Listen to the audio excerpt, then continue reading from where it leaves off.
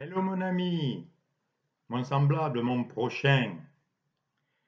Est-ce qu'il t'arrive des fois de ressentir l'inutilité de la vie avec des questions quoi, à quoi ça sert tout ça? Surtout quand il nous arrive des choses que l'on n'aurait pas voulu, comme un désespoir. Quand j'étais jeune, je me posais beaucoup ces questions. Un jour, j'ai vu sur la route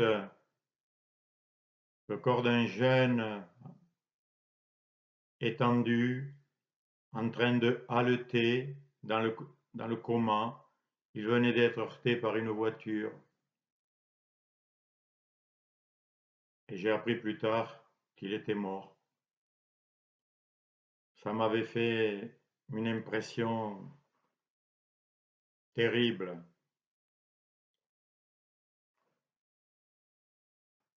Mais je crois aujourd'hui que c'est lorsqu'on arrive dans cet état-là qu'on est le plus proche de la vérité. Aujourd'hui, je vois le monde, surtout après ce qu'on a vécu avec tous ces confinements, c'est gentil, hein, confinement, c'est un mot très gentil, mais en fait, ça veut dire emprisonnement. J'ai l'impression que ce monde est un asile psychiatrique à ciel ouvert, ou qu'il est une prison. Mais heureusement que depuis, il y a eu des failles dans dans ce rêve, dans cette réalité apparente. Car en fait, pourquoi il est si désespérant? Et c'est ce que la plupart ne veulent pas voir. On ne veut pas le voir. C'est ça le problème. Parce que quand on le voit, on s'aperçoit que tout ce qu'on a fait, tout ce qu'on a essayé, ben, ça ne marche pas. On espère qu'on sera bien après ceci, après cela, quand on aura fait cela, quand on sera tel. Et puis, on s'aperçoit que ça s'écroule toujours. Oui, c'est ça la réalité. Et il faut la traverser. Et c'est quand j'étais dans cet état qu'il s'est fait une faille, un éclair de lumière qui est apparu en moi, où j'ai vu qu'il y avait autre chose, qu'il y avait une intelligence, qu'il y avait de l'amour quelque part, qui dépassait tout ce qu'on m'avait appris, tout ce que je croyais de moi-même. Et je pense justement que c'est quand on est le plus près du néant que c'est là souvent que se révèle l'amour. Car en effet, plus terrible que la mort, c'est une vie sans amour. Alors vous me direz, l'amour, qu'est-ce que c'est? Ah, on a fait beaucoup de chansons, des milliers de poèmes sur l'amour, des milliers de films, des pièces de théâtre. Ben oui, l'amour ne peut être défini, mais c'est ce qui reste quand tout disparaît. Car qu'est-ce qui disparaît en réalité? Ce sont les formes,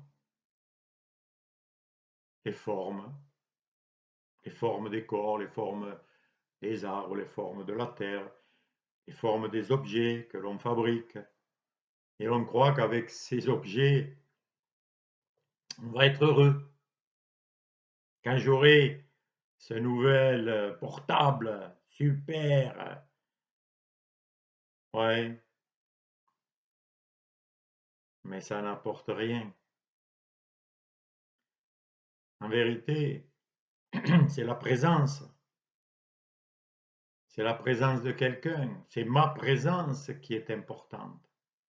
Les formes que prend cette présence n'est pas important. Ça disparaît, ça naît, ça meurt, ça apparaît, ça disparaît. C'est un jeu. D'ailleurs, c'est un jeu où tout change. Tout change. Et c'est la seule chose qui ne change pas, c'est que tout change. Mais au-delà de tout ce qui change, de tout ce qui apparaît et disparaît, il y a la conscience, la présence, ce que l'on est réellement, ce que l'on oublie très vite, parce qu'on est hypnotisé par les changements, comme un magicien qui nous fait apparaître des choses d'un côté, pendant qu'il fait d'autres choses à côté, et nous dit, vous voyez, je suis un magicien, un prestidigitateur. En fait, notre vue nous trompe, nos sens nous trompent. Au lieu de regarder à ce qui est invisible, comme l'a dit Saint-Exupéry, l'essentiel est invisible pour les yeux. Et tant que l'on n'a pas vu cet invisible, tant que l'on n'en a pas pris conscience, eh bien, on est comme dans le désert, à la recherche de la prochaine oasis qui va nous désaltérer. Mais, comme a dit le Christ, celui qui boit de cette eau, il aura toujours soif.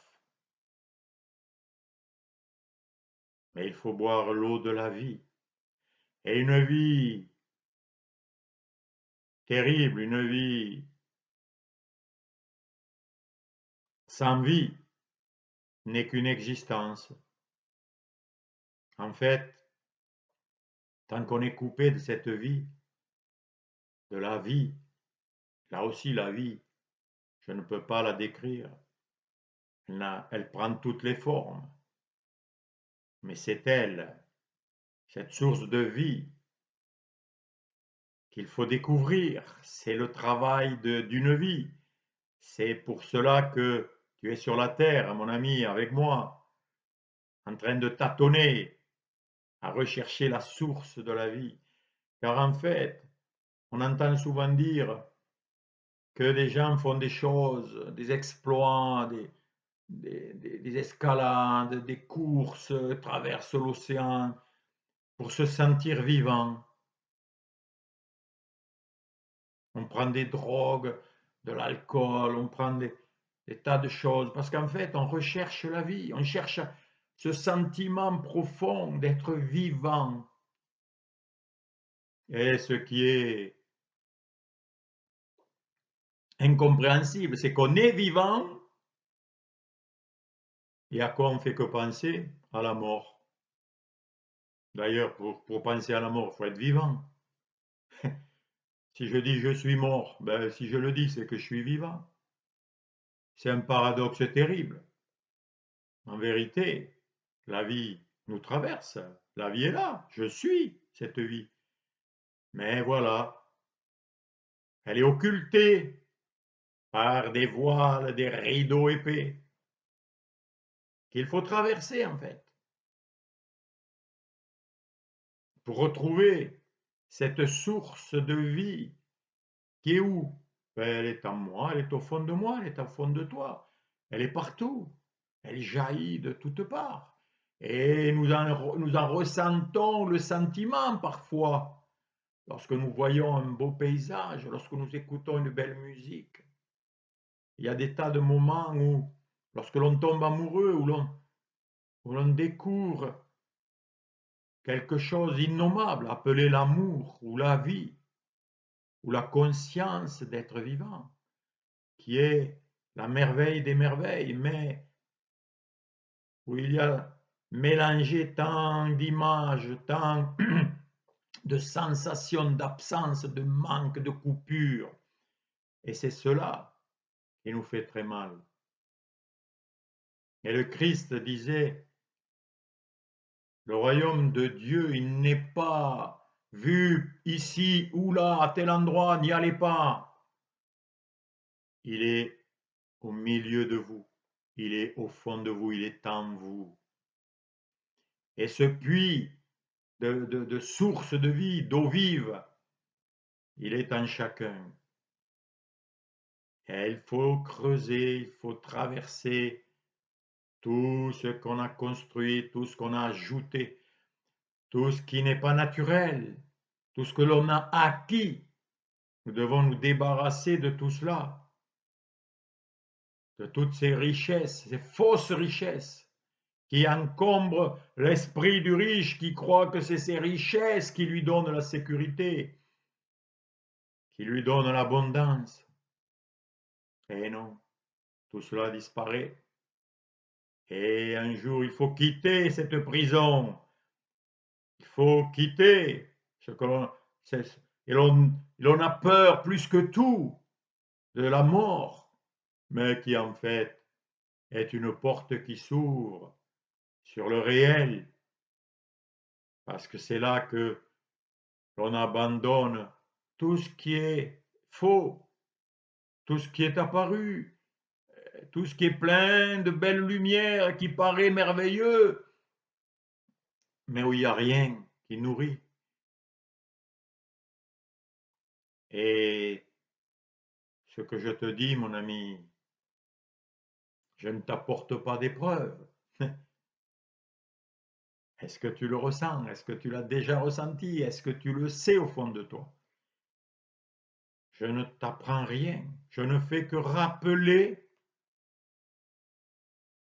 la mémoire vivante qui est en toi et qui sait tout cela.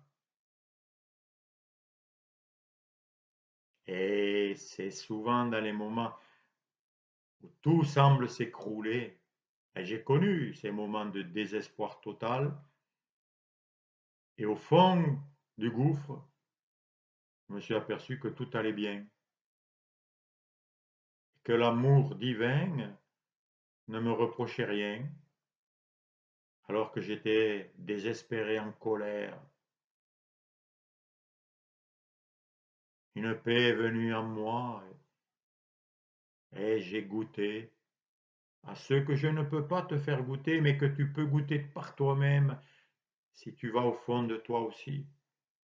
Si tu arrêtes de boire à des citernes crevassées, à des fausses sources que ce monde nous présente. Ce monde qui nous présente tout, mais il faut payer, il faut l'acheter. Mais l'essentiel, la vie ne s'achète pas. L'amour ne s'achète pas. La paix, le bonheur, l'extase, la plénitude, c'est ce que nous sommes, c'est ce que tu es en vérité. Il faut juste revenir à la source que nous avons quittée parce que nous étions curieux d'autre chose. Et il nous faut des contrastes pour comprendre. C'est dans la nuit noire, la plus noire, que la moindre étincelle et la moindre allumette de lumière se voit. C'est dans la plus haute trahison, lorsque l'on rencontre un amour, une amitié sincère, que l'on peut l'apprécier. C'est comme lorsqu'on est dans la souffrance, dans la maladie, que l'on se souvient de ce que peut être la santé, de ce que peut être un corps qui va bien, parce qu'on ne sent rien. On est en bonne santé, on ne sent rien. Et on a l'impression que c'est pas là, que le cadeau, on ne le voit pas. Ben, c'est quand on est privé que ça nous permet de faire la différence. Et c'est très important. C'est pour ça, mon ami, que je partage ces quelques mots, qui sont les quelques réflexions de ma vie. Il y a pire que la mort. C'est une vie sans amour. Et Pierre Rabhi disait, la question n'est pas est-ce qu'il y a une vie après la mort? La vraie question c'est y a-t-il une vie avant la mort? Et c'est cette vie qu'il faut laisser couler en soi, qu'il faut découvrir et enlever tous les obstacles. Car c'est cette vie qui est magnifique. Tant Tant qu'on n'y goûte pas, on a l'impression d'être dans un désert. Et l'on court après tous les mirages qui disparaissent dès qu'on les touche, dès qu'on veut les attraper.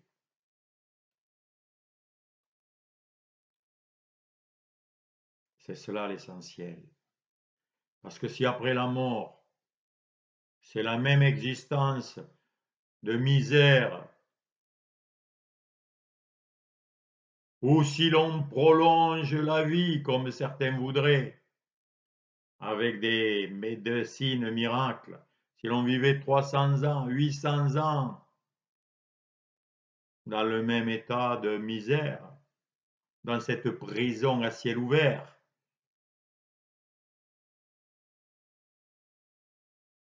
ça serait vanité de toute manière. Car comme disait quelqu'un, quand on est mort, ben c'est pour la vie. C'est ce qui est éternel qui compte. Et c'est cet éternel que je t'invite à rechercher, à trouver, à goûter. Car tout le reste passera. J'espère que ces quelques réflexions t'aideront à toi aussi à te tourner, à goûter, à rechercher l'essentiel.